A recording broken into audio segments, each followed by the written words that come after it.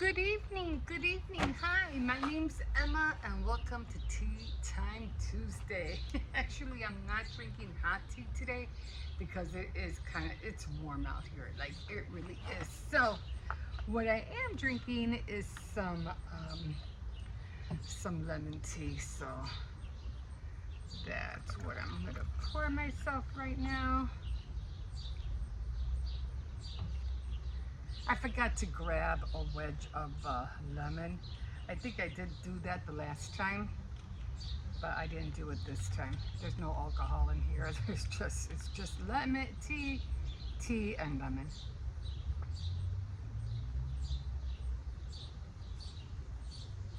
Mm. I would have liked it to taste a little bit more, what do you call it, cold, but because the tea is still warm. But anyway, how we all doing today? I hope everybody's doing good.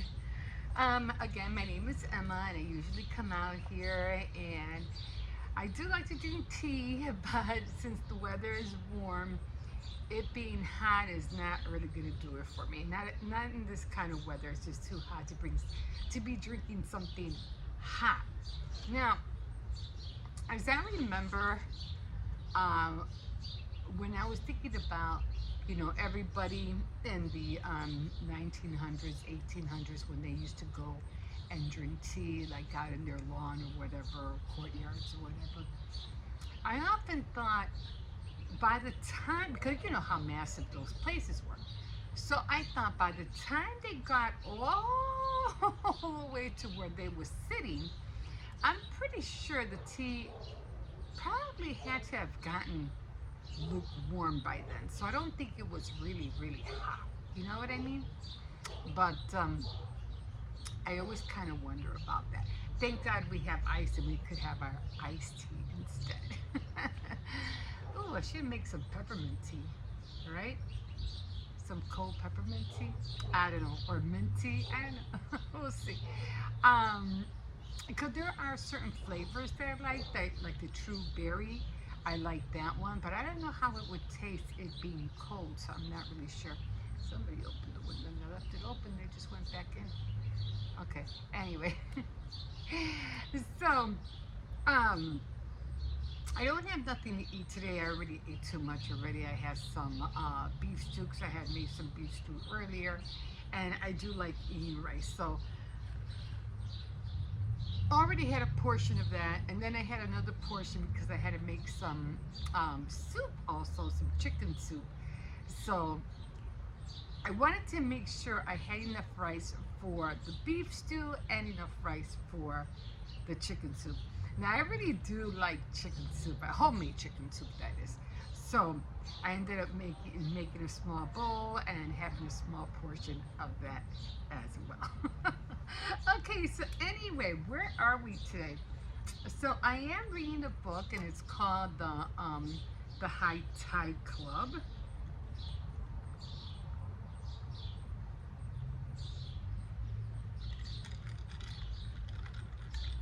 It's called the High Tide Club. And what I do is that I like to read books, I like to write, and so what I do is just like to share with you the books that I'm reading and let you know how the stories are going. Okay, so I did take some notes this time. I know last time I didn't take any notes and I was all over the place, but this time I did take some notes. And let me get up here a little bit. Let me get this table down. So I did take down some notes this time. Hold on, let me just put you down just a tad.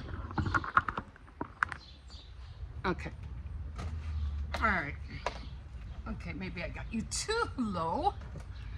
Okay, I put you up just a little bit. Yeah, I'm wearing shorts because it's just too hot to be wearing, what do you call it right now?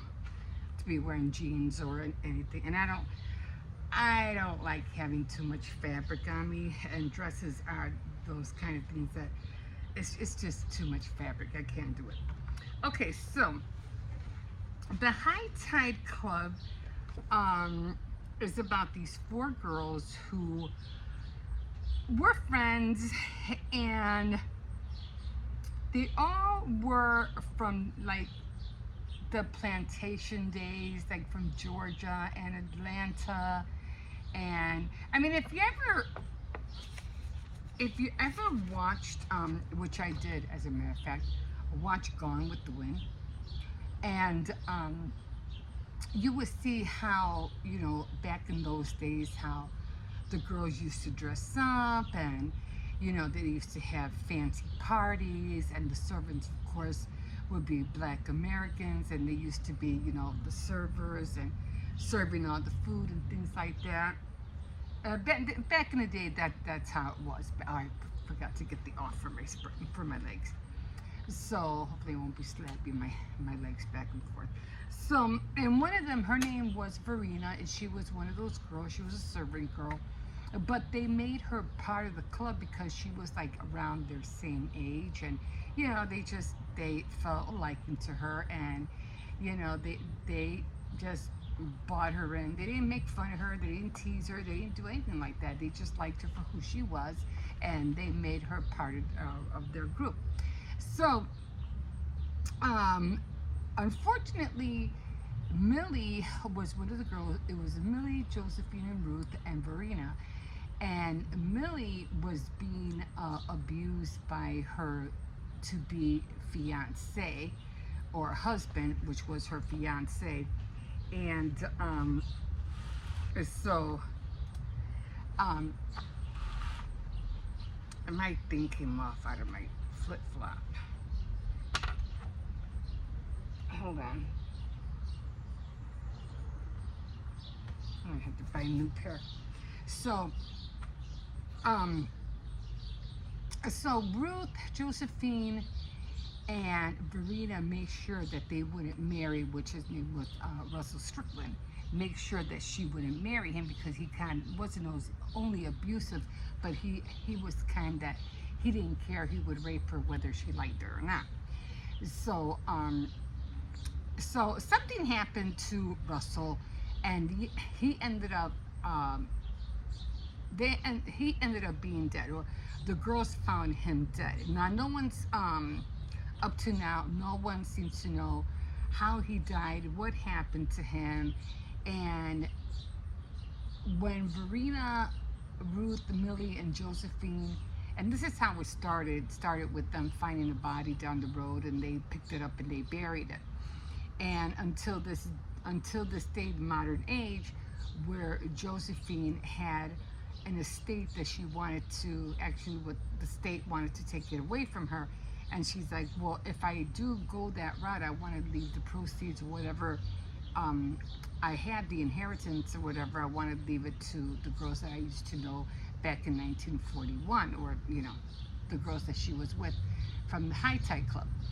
And so apparently Ruth is dead, Millie is dead, and it just so happens that Josephine ended up dying the last time I was talking about the book, that she ended up dying, and there was going to be no way for them to collect the benefits from her estate, because when it came to the lawyer, who was Brooke and Gabe, they didn't get witnesses in time for her to sign, or to find witnesses to sign to give these next of kin the benefits or the inheritance that she wanted to give the family.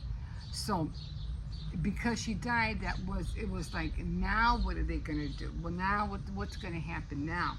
So that's where we're at right now. So they're like, oh, well, we could try to, pretend that we got some witnesses. And Gabe was like, no, I'm not going that route. Don't want to get in trouble. Don't want to do that. Don't want to risk anything. So he threw that plan down right away. He said no. Okay, so now we are on, I think it was 38. 38, and it was in 19,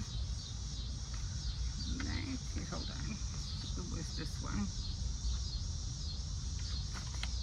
Okay, so it was in 1938, 1942. Let me put this one, well, I'll just leave it there. So it was in chapter 38, and the doctor had came to the door. Uh, the woman who met him at the door was wrapped in a thin cotton bathrobe and didn't wait for his answers. She's having an awful time. Please hurry. So at that door, or was it 37? Wait.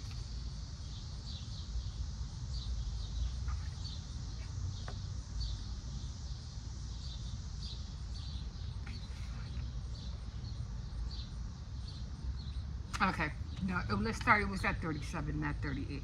Okay, so the sheriff finally comes because, of course, Josephine had died. She slipped or something, hit her head, and Louette was the one that found her. So the sheriff got there to Shelf Haven, and then Howard Gosby from the Carter County was there, and of course he introduced the county coroner. Her name was Kendra Youngs. Youngs. So they ended up taking them to where the body was at, and then they showed him, everything that they needed to see or do. So then finally, when they went up and Louette took them over, to the bathroom, wherever she was, because they didn't move the body, they just left it there. Brooke and Gabe, they sat on a stiff upholstered furniture in the living room. Now, who do you call? Brooke felt really bad and said,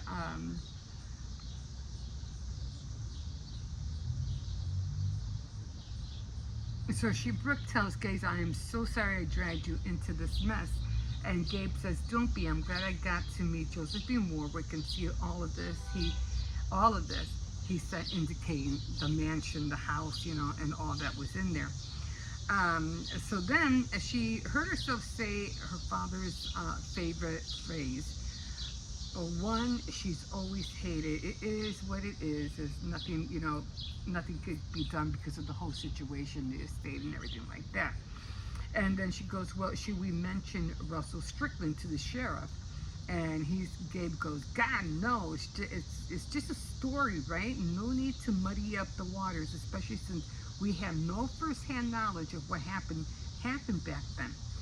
And that's what I hope you'd say, Brooke said. I also don't want to drag Verena into any kind of trouble since, as far as we know, she's the only living witness to that night, which she was. Now, they were talking about they all knew how to shoot, or who knew how to shoot, and Verena said, we all knew how to shoot. So, again, I'm kind of leaning towards either Josephine killed him or Verena killed him. Remember when she went off and Russell took her and said, oh, we're going to have a party of our own, and he dragged her out, out of the yard, I don't know where, but she hasn't said anything about that, so I don't know what's going on with that. So she has not said anything.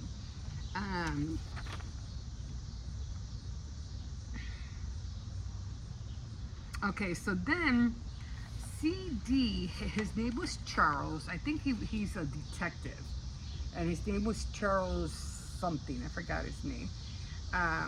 So they went out. They went to go see the body, and Brooke was, tending to the little dogs. And then, okay, you are on the way. I don't know Charles' last name. I don't know why. The sheriff could be Charles, but I'm not sure now. So, okay, okay. So then, okay, so I'm going to tell, because she was talking about how she was going to tell the dogs apart. So she opened the back door. The back door opened, and CD poked his head inside the hallway and cleared his throat. Hey, Brooke, can I talk to you for a minute? Of course. Did you already take the sheriff back to the dock? So no, he wasn't the sheriff. I think he's the detective. He goes, yes, them and Josephine. I probably need to let the girls outside for a potty break, so she took them out. And Brooke pointed, a rusted iron table and two chairs. It was only furniture they left on what had been once been a beautiful spot overlooking the ocean. The slate tiles were crumbled with weeds poking up through the cracks. Still, a fine breeze ruffled the palms of the edges of the low wall, bringing the scent of the gardenias blooming in what was left of the garden just beyond. Okay, she studied a CD who sat stiffly staring at the ocean. He still was wearing a certain, wardrobe. I guess you never saw him in. Probably in a more relaxed, uh, more relaxed outfit.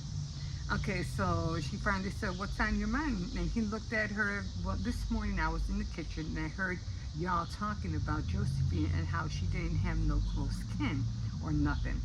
Yeah, that's right, Brooke said. If you're worried about your job, though, the thing is, she does have kin. Yes, we know the cousins who I was telling that, Josephine didn't want anything to do with the cousins. She didn't like them that much, and they'll be notified. I'm not talking about the cousins, I'm talking about me. He thumbed his bony chest and raised his glasses to look at her straight in the eye. Me, I'm Josephine's son. I reckon that's about as close as kin as you can get. So now he's claiming that she had a son and that it was him. So then they go back in 1942. I think I put too much rouge. You can see it. Okay. So they jump back to 1942, and then you're the doctor, thank God. And he goes in. Thomas Carlyle was getting accustomed to receiving urgent phone calls. Still, he was surprised to be summoned to this particular address, which unfortunately, I'm pretty sure everybody knew whose house that was. So, so he found the patient out on the bed with an elaborate mahogany curved headboard, and she'd thrown off the bed covers and was thrashing around the mattress. Wide-eyed and clearly terrified, her face, neck, and narrow arms were slick with sweat. Blood pooled on the white sheets. And how long has this been going on? Blah, blah, blah. Labor pain started this afternoon. How far along is she? About 7 months. So I told you that's not possible. Okay, so the baby was born kind of like premature. So she goes, no, the patient cried, no hospital. My mother died in the hospital. I guess that was, who do you call? I'm pretty sure that was Josephine. Her eyes widened and she cried out another wave of contractions that raped her body. He sighed and reached into the satchel and got some things out. And after that, he nodded at the woman. I need you to hold her for a moment. So he ended up giving her a shot to, either to knock her out or to calm her down. So finally, when the baby was finally born, they washed her up, they washed the baby up, and she heard water running. She looked down at the baby, no bigger than an undersized roasting hen. She didn't particularly like babies, but she felt a strange pang of sympathy for this one. And I think it was the woman who was helping her. It could have been the mother, but I'm not sure. She touched a tentative finger to his fist, and he stopped crying, grabbing hold, and clung out with a surprising ferocity. And Carlyle wiped his hands off a clean towel. You want to wash her properly when she wakes up, and for signs of infections. Then if she has a fever, to call him. And then the person who was helping said, "What about the baby?" And he goes, "What about the baby?" And so he's like, well, Carly's like, "Well, can we find somebody to take care of it?" The woman went on. "What are you suggesting? Surely there are orphanages." And he's like, "Yeah, but the baby's not an orphan." The mother's right there. So he looked at her, waiting, eating, expecting. He goes, a woman slept with his exhaustion. He considered her and considered his surroundings. He knew the owner of the house, had even socialized with him. in long ago happier times. Money would not be an issue for this family if he could provide the answers to noisy questions. Perhaps everybody's problems would be solved. I know a couple, he says slowly. When he left, he took the sleepy infant with him, bundled in a wicker shopping basket. She went into the bedroom and began gathering up the soiled linens, and Carly's gin bottle stood at the nightstand, empty now. So he took the baby, and I guess he ended up. Now they're back. They're back with modern times. They're back in ahead. So Gabe Winans was getting accustomed to be unexpected the day El Haven, but nothing could have readied him for the story he was about to hear in the library turned bedroom so recently vacated by Josephine Bendorf Warwick. So he was saying that he got caught. Brooke caught him as he took the last stair. He was dressed and ready to leave, the briefcase again tuckered under his name. Because what now? He said, nothing. Her expression, nah. She glanced upward towards the second floor. Where are the others? I guess they were telling him where everybody else was. So, okay, let me see what the hand. Okay, so.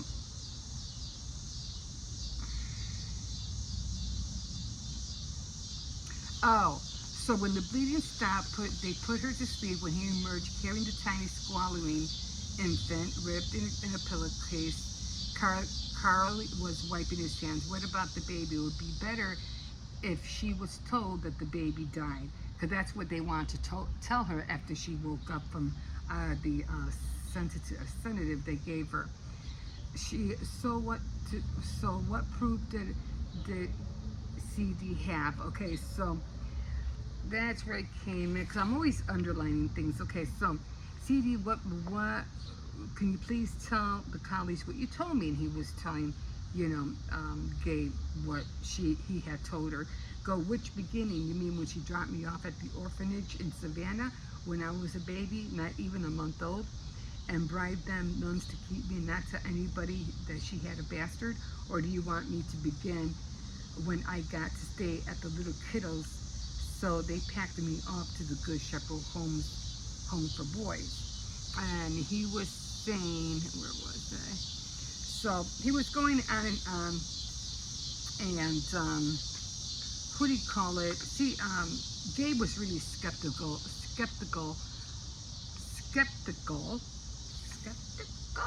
Am I pronouncing that?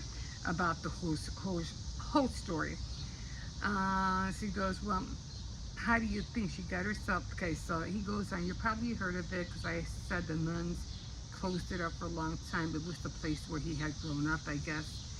And apparently he got an article, and he was sitting down on her lap.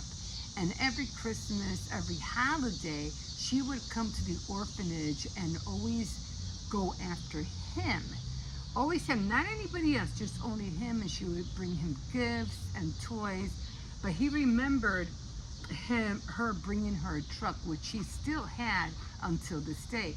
He goes, she would not have gone out of her way all this time and just come and see me. Why was she always coming to see me? He goes, well, maybe she took a liking to you. Maybe she liked you, and so, or gravitated to him. Well, how do you think? She got herself knocked up, and she wasn't married, so she did what rich girls did back then. She paid somebody to take the kid, and that's me, off her hands. The nuns took me in, and when I was 5, they shipped me out to the Good Shepherd place where, they have orphans. I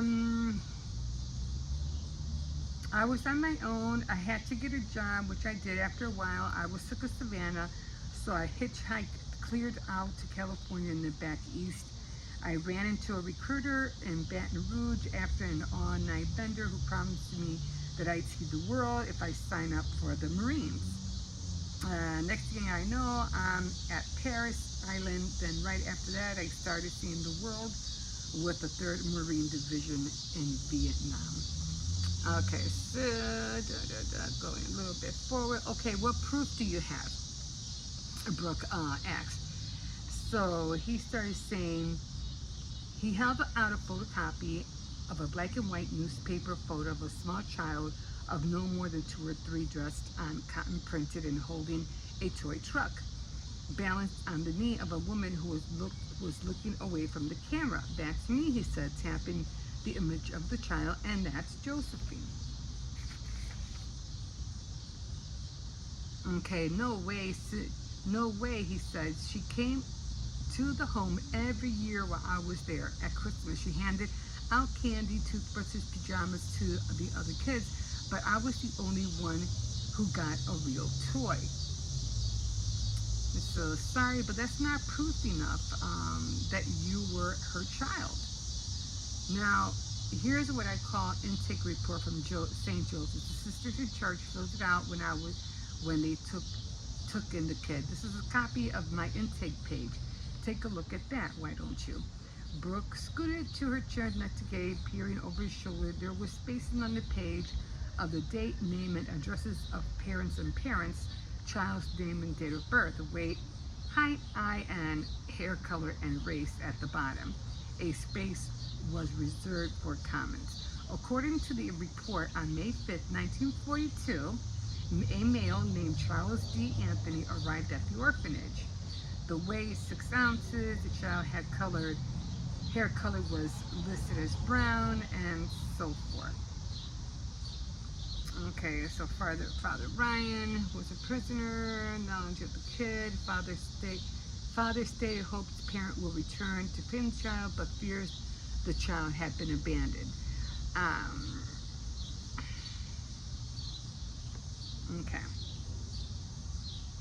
Okay, so how were you able to track down the records? That's kind of funny coincidence, CD said. After I came home from Vietnam, I've been living in Savannah off and on for about 20 years. Retired there after working a longshoreman out of the Port Authority, and I knew a couple of guys like me who were in the Good Shepherd alumni. One of them told me about a reunion they were having a couple of years ago. It was in a home. It was the home's 275th anniversary. Okay, so CD paused in his story. Now you tell me, why would she come to meet some little kid in an orphanage, bring him presents and all like that, unless she had a connection to him? Good question, Gabe conceded. When you came to work here, did you tell Josephine you thought she was her mother? Brooke asked. He shook his head emphatically. No, because I wasn't sure yet. I kind of wanted to get the lay of the land, check things out. I came over in the ferry, talked to Shug, and asked him about a job. She never recognized you, didn't recognize your name. Gabe sounded skeptical. Come on, CD. This is an entertaining story, but none of it proves that you're her son or heir. Okay, the Samuel Bettendorf cottage of Good Shepherd CD said I looked it up in the records. Josephine donated the money for it to be built in 1946, the year I got put over there once they closed the orphanage. And what do you think that signifies? It means she felt guilty about walking away and giving me up. CD throwing up his hands in expiration. Hell, I can't explain why she did the stuff she did. I just know I'm her son, and after all these years, it's about time she did right by me. This morning, Josephine was dead. Okay, so this morning, Brooke was she was all over the place, because it's like, this morning, Josephine dies. Her state is in limbo. Horror, grief, shock, disbelief, and now this. She's like numb, like she doesn't know what to think anymore. So she stood up, held out a hand to CD, and good luck to you, CD. I hope you're able to prove the claim. And I truly mean that. If Josephine really did walk away and leave you in an orphanage all those years, you deserve to inherit. But in the meantime, I need to get back to work to the mainland and to my own son. And so there's that. So now Now she has a son, or claims that, that Josephine gave, you know, that he was the next of kin. So unfortunately, I think it was Lizzie was always complaining, I gotta get back, when are we gonna get back? So she was always like, we have to hurry up, when is this all gonna end? So then finally, Brooke was saying, okay, we gotta go, we got it back, Lizzie reached her potato chip, because they had told all the girls everything else that had happened and about CD being the son and everything. She goes, oh wow. So will that give us enough time to get you to the airport for your flight back to California?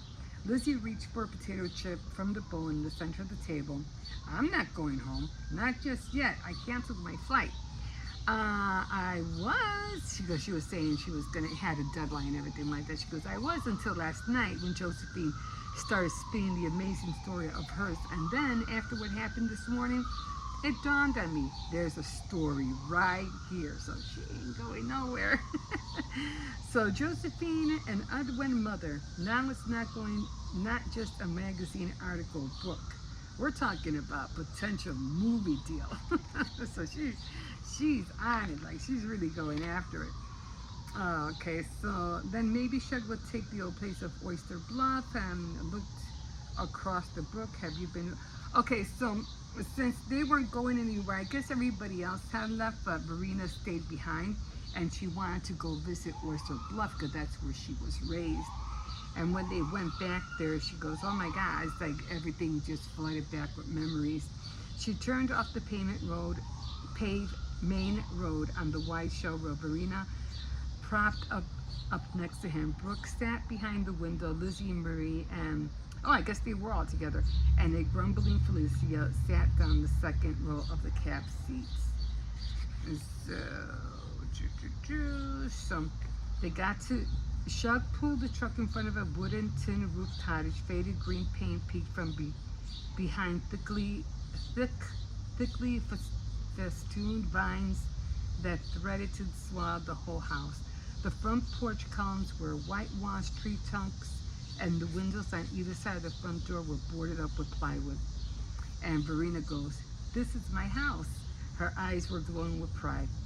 And she's talking about how her dad built it. So she was just reminiscing. Okay, so it must be a real special place. Marie sat in the back seat. It's adorable, Lizzie said, peering out the window of the cottage. It's like one of those tiny houses you see on HGTV. So Felicia was panicking. I know it's special, but at this place, Auntie, it's fallen down. They'll fix it back up, Verena said. Verena patted Shug's arms. This man here can do anything. But Hootie wanted to go back, and she had to, thinking about all the work. This Felicia had to go back. She goes, well, there's plenty of room at our place. Shug said the kids and grandkids hardly come over because they're always playing sports and all that. Oh no, we wouldn't want to put you off, Felicia started. We got 2 guest rooms, plenty of room for both of y'all, Shug said. Thank you, Verena said, beaming with her benefactor. Auntie, that's just not possible, Felicia said. It's sweet of Shug to offer, but I'm your caregiver and I have to go to work. Verena saw her jaw set stubbornly. Didn't you tell me all your teachings are on computer now? And don't you have computers and all that in Tallahassee and Talicia? Yes, ma'am. And we got Wi-Fi here, Shug said. Me and Louette FaceTime the grandkids all the time on our computers. See that? Verena nodded enthusiastically. Set it, so it's all set. We can go on back to Jacksonville today and pick up your stuff and then be back for the morning ferry. Isn't that a blessing? So Lizzie grinned and poked Felicia in the ribs. Sounds like a blessing to me. So she got one on her saying, wait a minute, don't you guys do everything on the internet nowadays? You don't really have to go back. So she got her on that one. So anyway, we'll see what happens if CD, Charles, could prove that he is, what do you call it, the heir to Josephine Warwick. So he's going to have to come up with a lot more proof than what he is stating. But anyway, it is really hot. I mean, not hot, but you know.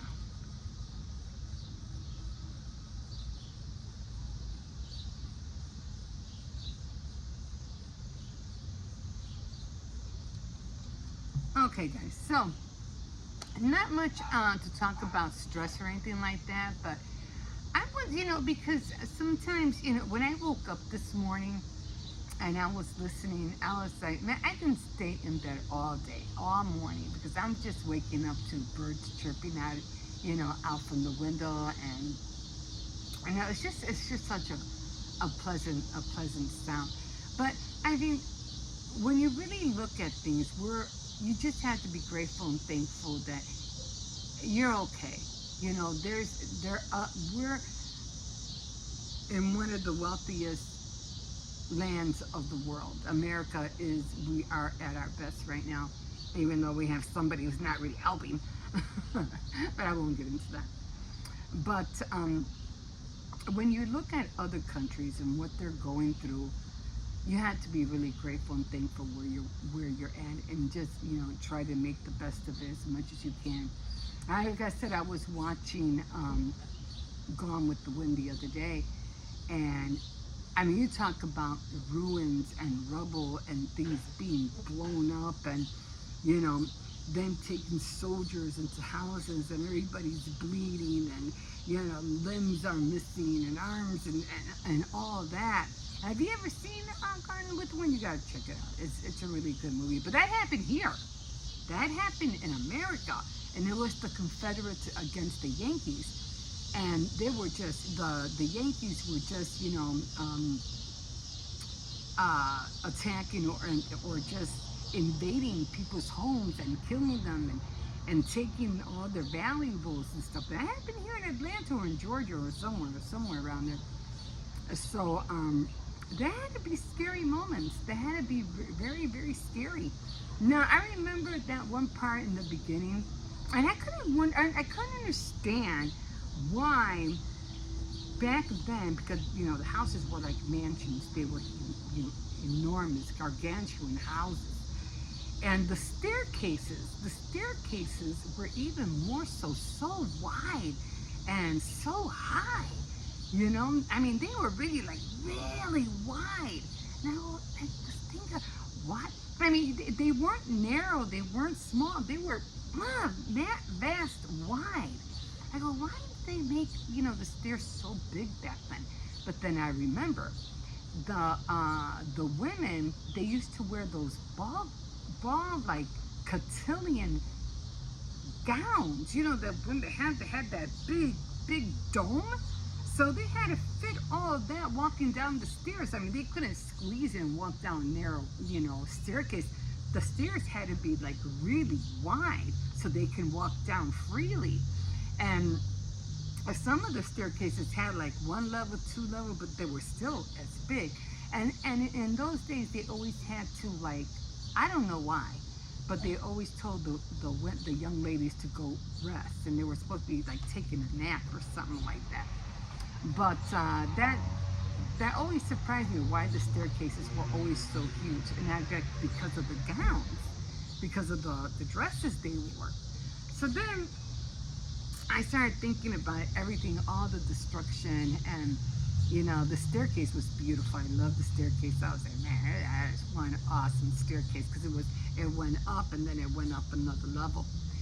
So when everything was bombed, and even in Terra, because where I forgot her name, Vivian or I forgot her name. Scarlett. Scarlett.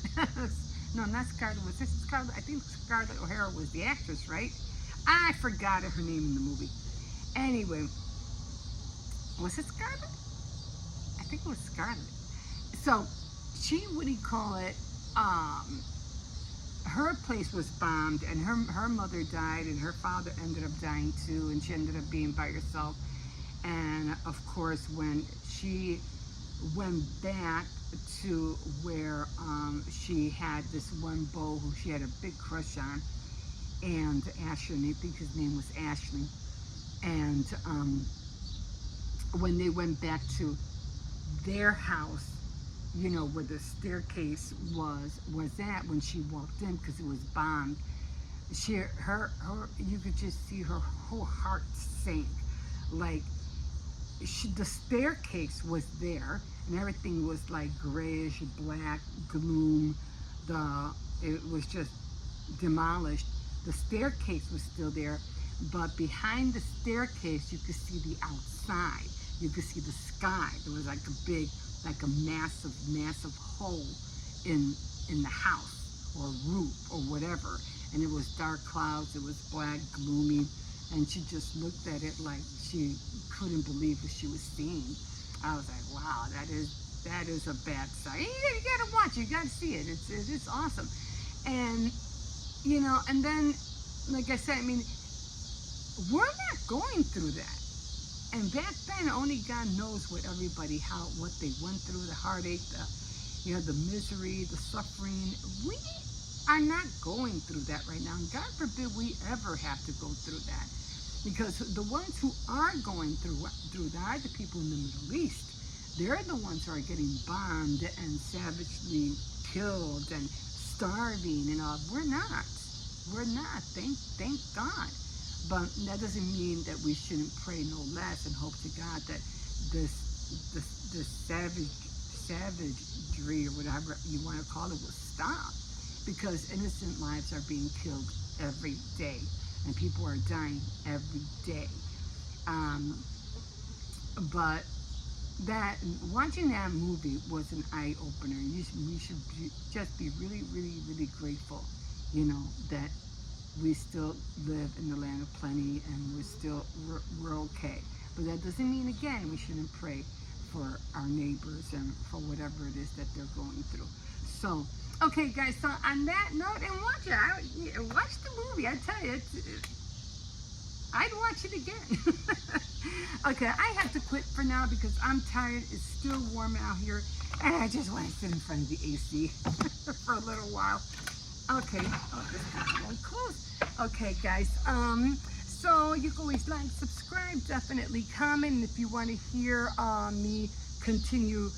Like I said, I am finally in the meat of the book, so I already read all of this, so I have all of this to go. So I'm like at the meat of the book finally.